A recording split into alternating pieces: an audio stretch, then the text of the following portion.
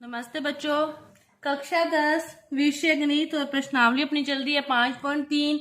इसके 16 तक के क्वेश्चन अपने समझ चुके हैं, हल कर चुके हैं और उसके आगे के क्वेश्चन हल करते हैं। तो देखो, अपने क्वेश्चन नंबर देखना है 17वां।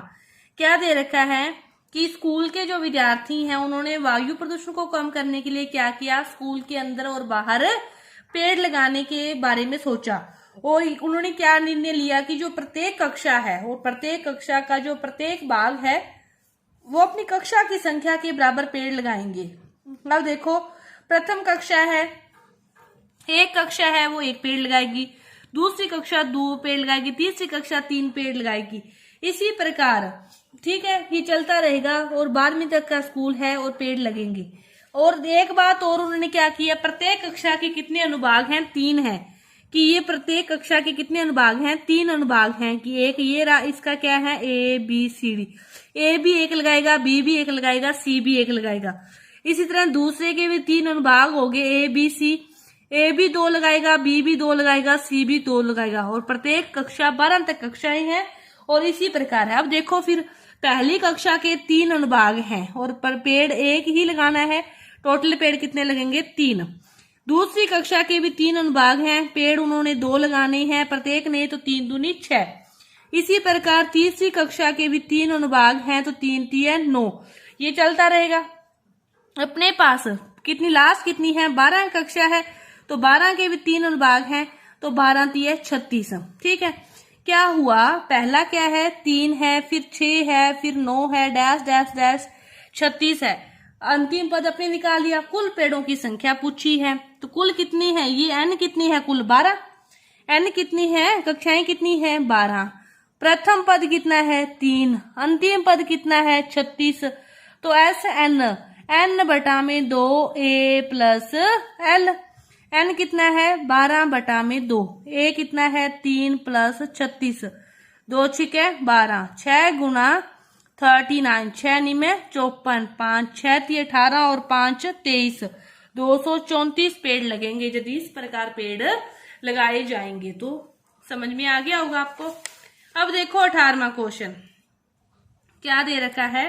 18वां क्वेश्चन की केंद्र ए से प्रारंभ करते हुए बारी बारी केंद्रों ए और बी को लेते हुए त्रिज्याएं आपको दे रखी है 0.5, 1, 1.5, 2 वाले उत्तरोत्तर अर्धवृत्तों को खींचकर एक सर्पिल बनाया गया है। ये सर्पिल कैसा है, ये आपके पास है, यहां से ए है, यहाँ पे क्या है, बी है, बी से यहां तक चले इस प्रकार। एक अर्धवृत्त ये बन गया, फिर यहां से ये अर्धवृत्त बन गया। ठीक है, फिर यहां से चले तो ये अर्धवृत्त बन गया, फिर यहां से चले तो ये अर्धवृत्त बनेगा और फिर आगे आगे डैश डैश। इसी प्रकार मतलब चलते रहना है। त्रिज्याएं दे रखी है कि पहले की त्रिज्या 0.5 है, ये वाली पहले की, फिर इस बड़े की क्या होगी 1.1, फिर 1.5, फिर 2, इस प्रकार चलेगी। ठीक है, इस तरह क्रमागत 13 क्रमागत अर्धवृत्तों, कितने हैं, 13 क्रमागत अर्धवृत्तों से बने सर्पिल की जो कुल लंबाई है वो ज्ञात करनी है। कुल लंबाई होगी, चाहे योग हो गया, एक ही बात है। तो अब देखो, अपने को पहले तो अर्धवृत्त का अपने को दे रखी है उसकी त्रिज्याएं। ठीक है, अपने को 0.5, 1, 1.5 ये सारी क्या है, त्रिज्याएं दे रखी है। अपने पास यदि प्रत्येक की परिधि का निकाल लें तो फिर उन सभी का योग हो जाएगा। मतलब इसकी परिधि निकाल लें अर्धवृत्त की, इसकी परिधि निकाल लें अर्धवृत्त की, इसकी निकाल लें, इसकी निकाल लें, इसकी, और सभी अर्धवृत्तियों की परिधियों का क्या कर दें, योग कर दें, तो इस पूरे की लंबाई आ जाएगी। पहले अपने को क्या निकालनी है, परिधि निकालनी है। अब देखो, वृत्त की जो परिधि होती है वो होती है 2πr। वृत्त की परिधि क्या होती है, 2πr। अर्धवृत्त की 1/2 लग जाएगा, क्या आ गई अर्धवृत्त की, πr। अपने पास क्या दे रखा है, r दे रखी है, तो अपने क्या लिख दें, 0.5 पाई, 1 पाई, 1.5 पाई, 2 पाई, 2.5 पाई, इस प्रकार ये चलता रही। ठीक है, अब इनका योग करना है। प्रथम पद कितना है इनका, a का मान है 0.5 पाई। ठीक है, d कितना है इनका 0.5 पाई, d भी कितना है 0.5 पाई, मतलब इसमें से ये जाएंगे। और n कितना है 13, कितने हैं 13। ऐसा निकालना है n बटा में 2, 13 बटा में 2, 2 गुना 0.5 पाई प्लस n में से 1 गया 12 गुना 0.5 पाई, 13 बटा में 2, 5 दूनी 10, यानी कि यहाँ पे कितना बच गया पाई बच गया, 12 5 60, 6 पाई, यहाँ पे कितना बच गया 6 पाई, 6 और 1 कितना हो गया 7, 13 बटा में 2 गुना 7 गुना पाई है 22 बटा में 7, 7 से 7 कट गया 11, 11 तिया 33, 3 11 और 11 3 14, कितना हो गया 143 सेंटीमीटर। उसकी लंबाई कितनी होगी 143 सेंटीमीटर। आपको बात समझ में आनी चाहिए कि इसने इसकी लंबाई पूछी है इस सर्पिल की पूरे की। अपने को त्रिज्या दे रखी है, अपने पहले परिधि निकाल ली, इसकी अलग से, इसकी भी निकाल ली, इसकी भी, इसकी भी, फिर इनका समांतर श्रेणी बन गई, योग कर दिया तो पूरी वो सर्पिल की जो लंबाई है वो अपने पास आ गई। ये है अपना क्वेश्चन नंबर 18।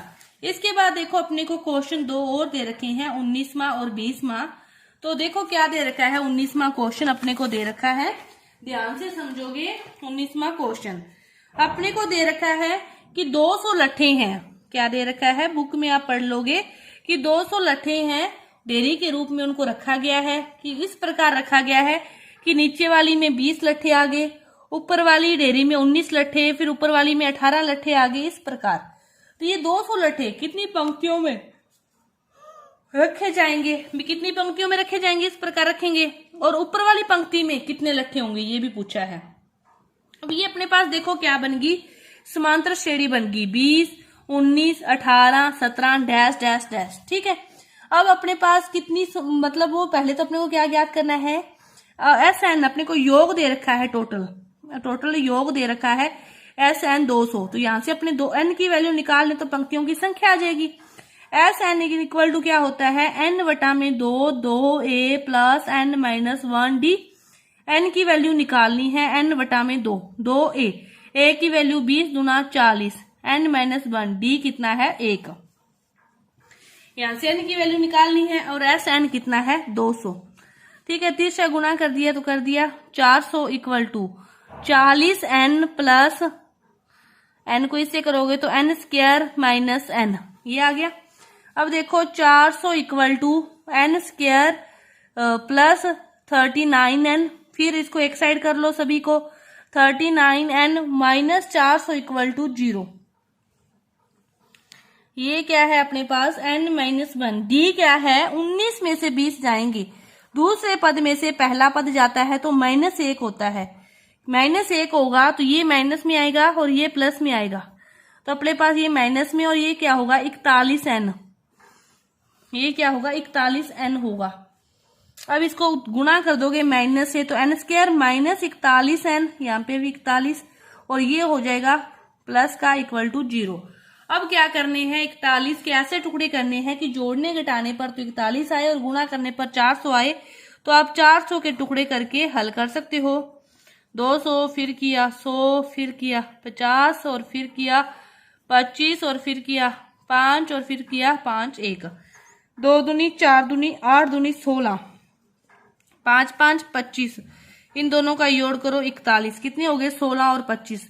ये माइनस में है तो ये दोनों ही क्या होंगे माइनस में, माइनस के 16n माइनस के 25n प्लस का 400, इन दोनों में से n कॉमन लिया n माइनस 16, इनमें से 25 कॉमन लिया n माइनस 16, तो n माइनस 16 और n माइनस 25 इक्वल टू 0।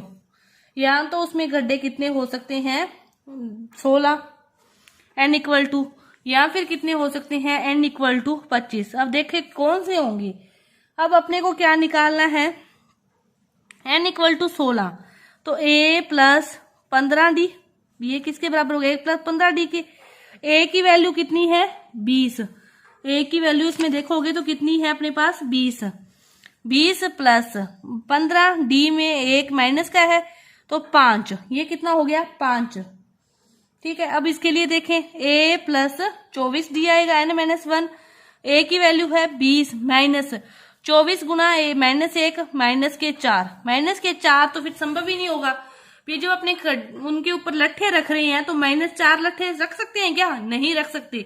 यदि ये तो संभव नहीं, तो उसमें n की वैल्यू कितनी आ गई 16, मतलब कितनी पंक्तियां बनेगी 16 पंक्तियां बनेगी और उसका कितने होंगे, उसमें 5 होंगे, उस पंक्ति में कितने होंगे 5 लट्ठे रखे जाएंगे। तो ये था अपना 19वां क्वेश्चन। इसी प्रकार सेम आपका 20वां क्वेश्चन है। वीडियो ज्यादा लंबी हो जाएगी, उसको समझते हुए आप खुद हल करोगे तो अपनी ये जो प्रश्नावली है 5.3 पूरी हुई और अगली जो प्रश्नावली है वो अपने कल स्टार्ट करेंगे। तो धन्यवाद।